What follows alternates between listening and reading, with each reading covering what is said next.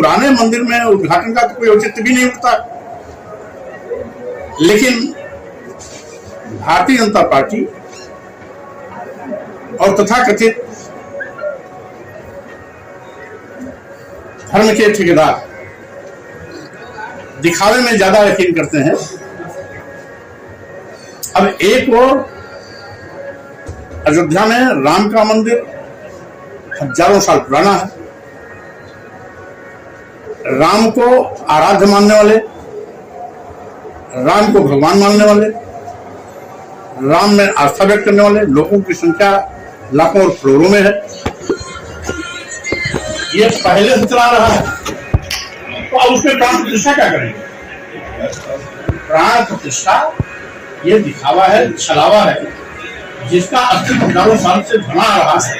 करोड़ों लोग जिसके अनुयायी हैं, जो करोड़ों लोग जिसे भगवान मानते हैं, आराध्य मानते हैं, पूज्य मानते हैं, उनमें आस्था व्यक्त करते हैं, तो अब उसमें प्राण प्रतिष्ठा क्या करना की आवश्यकता क्या? इसका मतलब प्राण प्रतिष्ठा करने वाले लोग अपने को भगवान से भी बड़ा साबित करने का एक नाटक कर रहे हैं।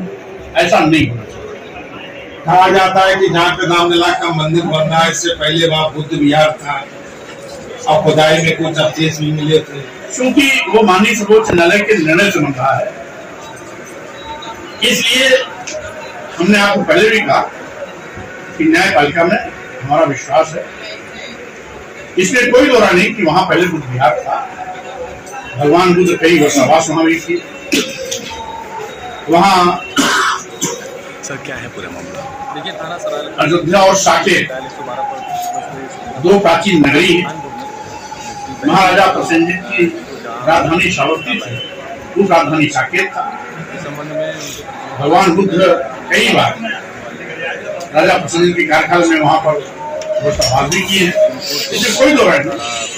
लेकिन वर्तमान में वो मस्जिद और मंदिर की बात को लेकर के माननीय सर्वोच्च न्यायालय में मामला किया और माननीय सर्वोच्च न्यायालय के निर्णय से वो मंदिर बन रहा है। प्रदेश सरकार और प्रदेश के मुख्यमंत्री योगी आदित्यनाथ के बारे में आपको समझना है? अभी उसके बारे में जो मौके पर लोग हैं, भारतीय जनता पार्टी सरकार ही आज हर मुद्दे पर पूरी तरीके से असफल हुई। सर कह रहे हैं कि 8 महीने पुराना था, कई बार पुलिस के पास करोड़ों नौजवान बेरोजगारी का दंड है। जब से भाजपा सरकार आई है, सरकारी नौकरियां गायब हो गई। पूरे विश्व यदि किसी सरकारी नौकरी का विज्ञापन आया भी तो भर्ती भ्रष्टाचार की बलवेदी पर चढ़ गई। महंगाई से आम जनता की हिम्मत पूरे देश के लोगों की टूट चुकी है। महंगाई का आलम यह है कि आज हर प्रकार की वस्तुओं का दाम आसमान पे हो गया। सभी लोग उससे बुरी तरह प्रभावित हैं। वहीं पर तीसरी ओर किसानों को लाभकारी मूल्य दिलाने का वादा करने वाली डबल इंजन की भाजपा सरकार ने आज तक लाभकारी मूल्य तो नहीं दिला पाई। अलबत्ते जब जब किसानों का उत्पाद तैयार होता है, तब तक सरकारी के नदारद हो जाते हैं। बिचौलियों के माध्यम से किसानों को अपना उत्पाद बेचना पड़ता है। छुट्टा जानवरों का आतंक और कहर अलग है। जहां एक और छुट्टा जानवर किसानों की फसल चल करके चौपट कर दे रहे हैं, वहीं दूसरी ओर इन छुट्टा जानवरों के माध्यम से नित्य प्रति बड़ी दुर्घटनाएं हो रही हैं, जिसमें तमाम लोगों की जानें भी जा रही हैं। सरकार का नियंत्रण शून्य। वहीं जिन लोगों ने भाजपा की सरकार बनाई, हमारे छोटे व्यापारी, मध्यम वर्ग के व्यापारी, जिन लोगों ने चंदा भी दिया, पैसा भी दिया, वोट भी दिया, ऐसे व्यापारियों को भी सरकार ने नहीं बख्शा। पहले इनका शोषण किया गया जीएसटी के नाम पर, और अब जीएसटी से संबंधित प्रकरण ईडी को सौंप कर इनके भी कमर को तोड़ने की पूरी तैयारी सरकार ने कर ली। जो जिसका शपथ लेके अपने बड़े संवैधानिक पद पर बैठते हैं, इन्होंने संविधान की धज्जियां उड़ा दी।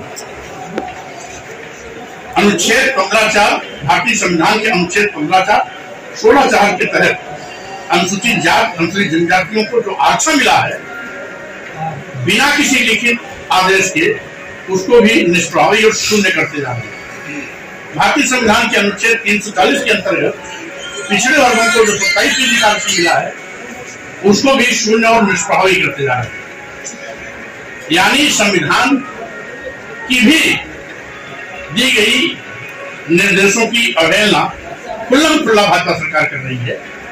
इसके साथ ही साथ ऐसा पहली बार देखा गया कि लोकतंत्र में सत्तापक्ष और विपक्ष दोनों एक दूसरे के सप्लीमेंट्री होते हैं। सत्तापक्ष की कमियों को उजागर करना विपक्ष का मुख्य धर्म होता है। आज विपक्ष की आवाज को दबाने के लिए भाजपा सरकार ईडी, सीबीआई, इनकम टैक्स का दुरुपयोग बड़े पैमाने पर खुल्लम खुल्ला कर रहा है। पूर्व की केंद्र सरकारें कभी भी ईडी, सीबीआई, इनकम टैक्स का इतना बड़ा दुरुपयोग नहीं किया जितना कि भाजपा कर रही है। जो सबसे बड़ा भाजपा ने पाप किया है सरकारी विभागों, सरकारी संस्थानों, सरकारी प्रतिष्ठानों को बेचने। देश के सभी बंदरगाह बेच दिए, सभी एयरपोर्ट बेच दिया, एयर इंडिया बेच दिया, देश के सभी रेलवे स्टेशन बेच दिए, कई दर्जन ट्रेनें बेच दी, यहां तक कि LIC जैसी बड़ी संस्था जिसमें लाखों लाख लोग काम करते थे उसको भी बेच दिया। और ये सारे के सारे सरकारी उपक्रम लाभ वाले उपक्रम थे जो अपने चहेते उद्योगपतियों अदानी और अंबानी के हवाले कर रहे। यानी देश बेचने का भी पाप भाजपा कर रही है। और यही कारण है कि 2024 लोकसभा चुनाव अब मोदी के चेहरे पर नहीं, मोदी के 9 साल के इन कामकाज पर होगा, इनकी असफलताओं पर होगा, इनकी विफलताओं पर होगा। जो इन्होंने लोकतंत्र को खत्म करने का पाप किया है, देश को बेचने का पाप किया है, संविधान से खिलवाड़ करने की कोशिश की है, महंगाई से जनता की कमर तोड़ने की कोशिश की है, GST के माध्यम से व्यापारियों को भी इन्होंने लाचार बनाने की कोशिश की है, और बेरोजगारी के माध्यम से देश के करोड़ों नौजवानों को इन्होंने आज मोहताज जिंदगी जीने के मजबूर किया है। इन सबका हिसाब किताब इनको देना होगा। और हम समझते हैं जितने बड़े पाप इन्होंने कर दिए हैं 2024 में इनकी विदाई तय। एक आखिरी छोटा सवाल, संघमित्रा जी भाजपा में रहेंगे या सपा में आएंगे? आप समय का इंतजार करिए, जो कुछ भी होगा सामने